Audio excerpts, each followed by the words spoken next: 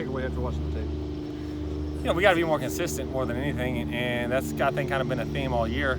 Obviously, the turnovers hurt, but I think consistency can obviously help with the turnovers, but also across the board, just doing your job, and that's what we told them is early on, if you really look at it, the first half, we dominated, but we didn't have. You're down 28-17. You've pretty much dominated the half because of inconsistencies. You know what I mean? And then that happens, and then it kind of snowballed on us. But like I said, I thought they had a great day today. Played fast and just get back to doing what we do. And like I said, I don't think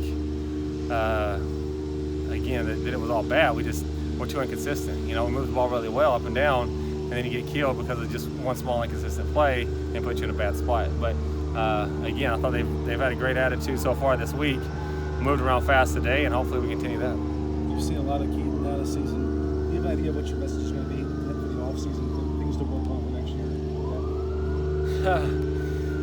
I think with quarterbacks, I mean with all guys, but with quarterbacks in particular, I hold them to a high standard and expect a lot out of them. And Keaton is a really special player and does a lot of great things. But obviously, I think the biggest thing for him is just going to be take care of the football.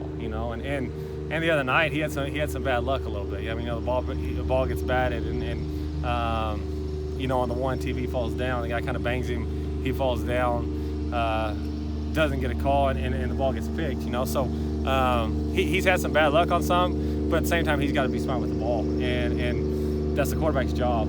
But the thing, like I said, Keaton's a really smart kid. I think he's a really humble kid. He tries to improve every day. He works really hard. And so when you got a kid like that, the improvement from game to game, you can usually see quite a bit. But, really the only true freshman quarterback we've been around was Mason at North Texas. And his improvement from year 1 to year 2 was unbelievable. And so, Keaton with a full year under his belt, and obviously you got to go earn the job. And whoever's here, that's the thing about us. We're going to make people compete.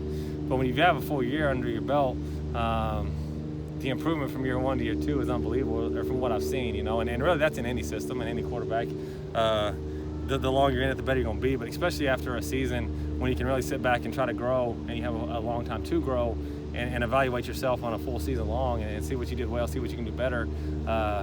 Like I said, the improvement just seems to skyrocket. So I think the sky's the limit for that kid. He's as talented of a kid as I've ever been around, and mentally he's really, really sharp.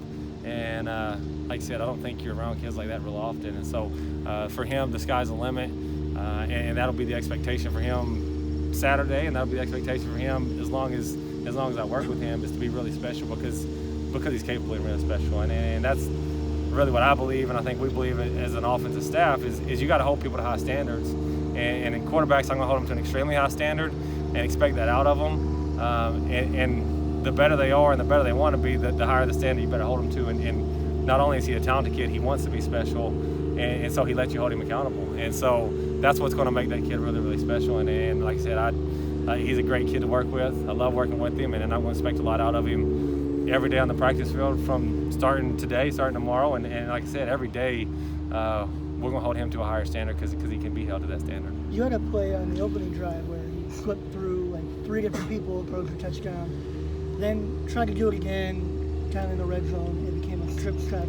How do you reconcile the same intention really? I think that you got to let kids play. You know what I mean? And if you got an open receiver, he needs to throw it to him, obviously. But when things break down and stuff like that, I think he's done a pretty nice job most of the season of being able to move around. And one thing that I love about him is when he's moving, he moves to throw. He keeps his eyes downfield. He's always looking to throw the football. But he also has to be able to sense when he's in traffic. And I think he has a really great sense in the pocket, because that's hard to teach. It really is. Like, understanding space in the pocket. He doesn't take up much space to throw the football. And that's a special gift for quarterbacks, because he has a really small radius to throw a football out of. And like I said, that's just something you either naturally have or you naturally don't have. I also think having a natural feel in the pocket is something that we're going to work on always, but it's also something that you have to just naturally feel. And he has a great feel for that. He has a great feel for space, where to move, where to slide, where to be able to get a ball off from. And so when he's moving, he has to develop that same sense. And I don't think that he doesn't have it. I think he can feel it. He just has to have he probably has less experience in that, obviously, than sitting in the pocket. And so he has to understand when the ball's got to come out or when he just has to tuck it and take the sack.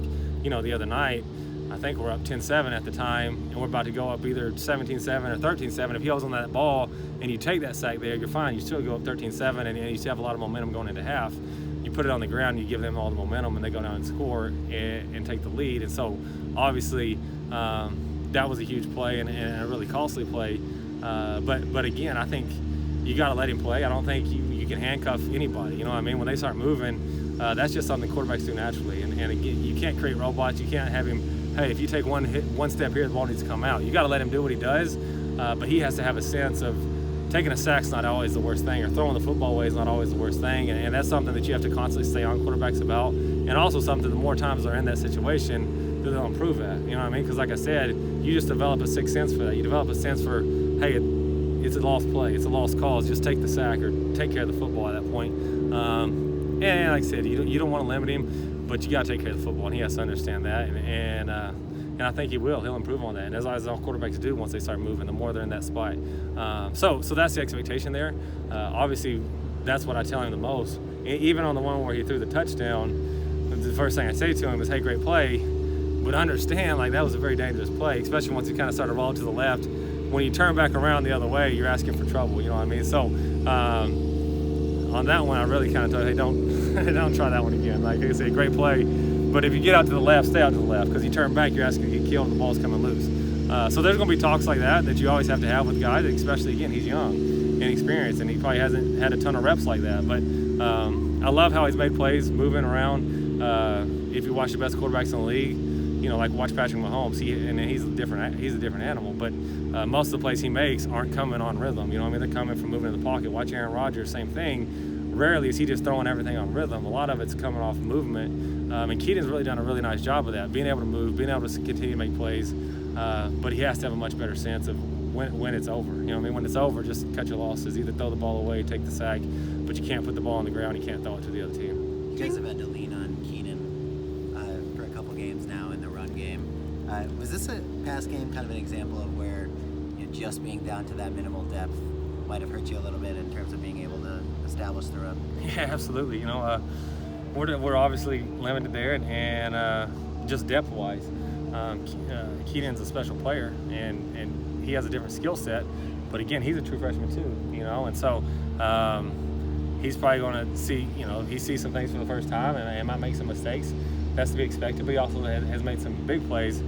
But at the end of the day, he can't carry it 30 times probably. You know, he's a true freshman, and two, he's pretty light, and you got to get him some rest. So, like you said, the depth there obviously is an issue that we'll continue to work on and continue to be creative on ways to be able to still establish a run game with the guys we have. And I think that's our challenge as coaches whenever you have depth issues is still figure out a way to develop and, like you said, to establish the run game however you got to do it.